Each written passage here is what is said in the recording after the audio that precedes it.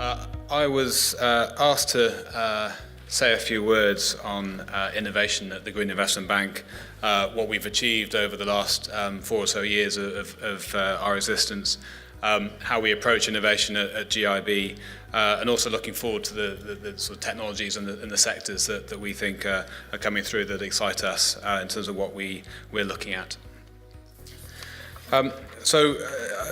We see innovation at the heart of green and profitable projects. GIB was set up to address market failures in financing green and profitable projects. So we've had to be innovative in the way that we look at businesses, look at projects, the types of technologies that we assess, and the types of structures that we have to create around those technologies to enable them to be financed and built out and proven.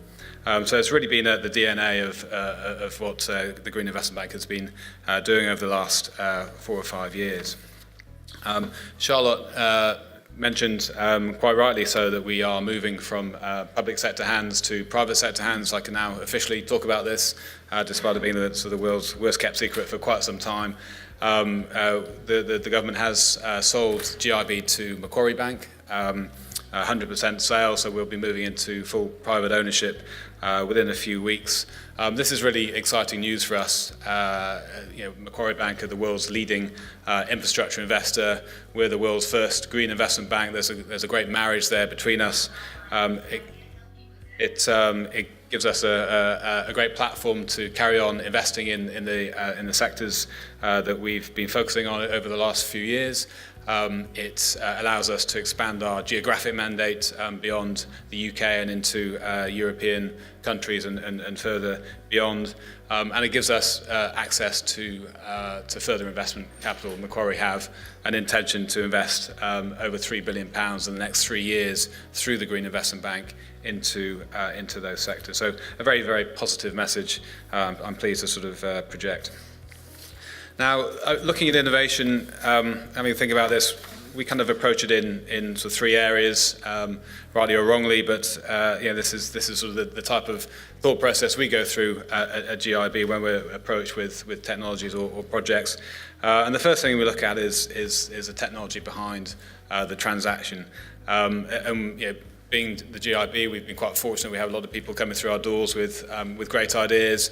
Our job is to filter those technologies which fit our risk appetite. We're not an early stage investor. We're sort of medium stage. We'd like to see a commercial plant up and running that we can sort of touch and feel and be the financier of the next one. So it's really trying to understand the technology. We have to have the expertise clearly in-house to be able to do that. And to make sure that it's at the right stage for our investment. And that technology needs to sort of come hand in hand with the partnerships behind it. And we've seen a lot of great ideas, but not necessarily much thought being put into how you sort of wrap everything around those technologies, how it's utilized, who your customers are, who the owners are, and how you can bring finance in to help commercialize that. And that investment approach is very important.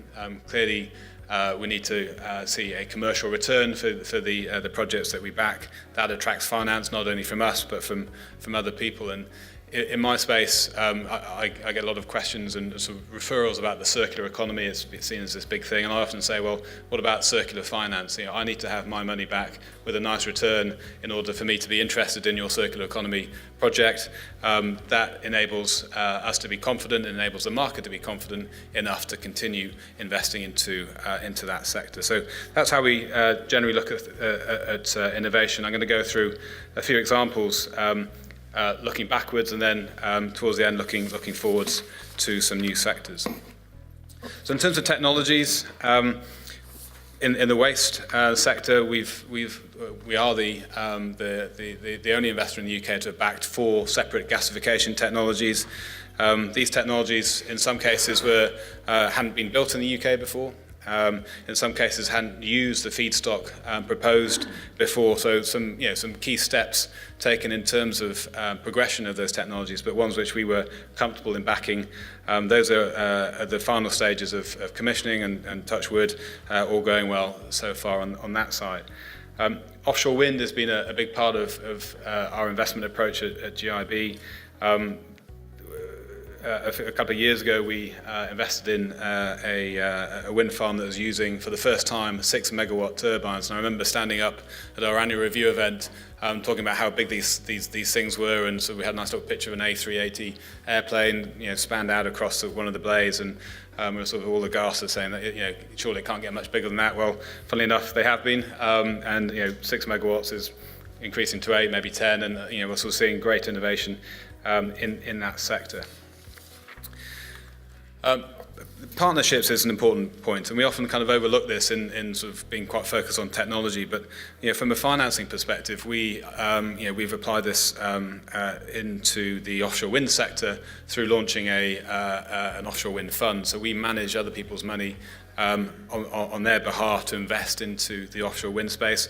Why is that important? Well, it enables the original owners of those projects to be refinanced out of their transaction. They will then recycle that capital back into R&D, back into new technology, and we'll start to see that being played out into new projects which we can then finance. So that use of capital recycling is a very important part of driving innovation in our minds.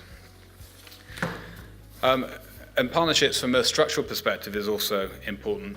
We've been trying very hard to unlock the energy efficiency model here in the UK, often banging our heads against the wall too many times, trying to find a link between industrial hosts and commercial hosts with the money that we have that we want to sort of put to work. And we think sort of have come to the conclusion that there's a model out there which we've developed that helps take the risk off the commercial host, removes it from their balance sheet in terms of liabilities. It unlocks that project investment from their perspective. And then, of course, all the benefits come from a better working environment, all the green aspects as well. So that's something which we're quite pleased to have finally sort of found a solution for. We're working with some partners and some developers in order to drive that model further forward. And then another example here is in an investment approach. We work with a lot of local authorities around the UK, many of which are looking to upgrade their street lighting to LEDs, but wanting to do it clearly as local authorities at as low a cost as possible. You'll be pleased to hear that as taxpayers. And we were trying to find a solution for them in order to help that happen. So we came up with an innovative financing product. Low-cost loan because there's a local authority, a flexible loan because there was a certain installation period where they needed to draw the capital over a period of time rather than all up front, and more importantly for them to repay that money over time as they make savings through a more energy efficient project. So that's something which we've created. It's being used across a number of councils you'll see down there at the bottom, and we're quite pleased with that approach there. And then being the Green Investment Bank, clearly green is very important to us. And we found that actually a lot of investors who are interested in the green space are saying, well, how do I really know that the project I'm backing is providing the environmental benefits that they say? It's all very opaque and I'm not quite sure. So we've been very transparent from the outset in relation to green reporting and green metrics. And we've taken that a step further to say, well, why don't we just create a template, create a way of measuring all of that for the market to adopt and for them to use on their own projects. So we have a green impact report. You can see roughly what it looks like there that we use on all our projects. And we're starting to commercialize that now, getting a lot of interest from other financial institutions who want to have that checkbox, an internal checkbox to make sure that they're backing a green technology.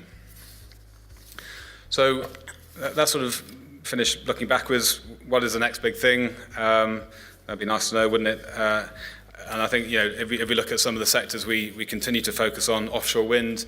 I've mentioned this just a few moments ago around the increase in turbine size. There's a nice graphic there of how they've grown in size over the last 25 years. It's quite staggering when you look at it there. And the penultimate one was the 6 megawatt turbine I was mentioning earlier. The far right one, Burbo Bank, is 8 megawatts. the industry is now talking about 10 and even greater. So that continues to grow at pace. We heard just before lunch around other innovations around the foundations with offshore wind farms, maybe floating turbines in real deep water locations are also another innovation that's coming to the market. So we're keeping a very close eye on that sector. And I caught the back end of the earlier session around electric vehicles and battery storage. This is a really exciting area, one which we're keeping a very close eye on. Huge investments going into this, and you can see the amount of interest just in relation to some of the tenders that are being put forward in the UK around battery storage. And this competition, whilst it's never nice to lose out, of course, it drives and stimulates innovation. And this storage technology complements nicely the intermittent technologies such as wind farms that we're also investing in. So it's a very interesting sector for us. Electric transport, electric vehicles. There's a very interesting presentation on electric trucks, so that's great.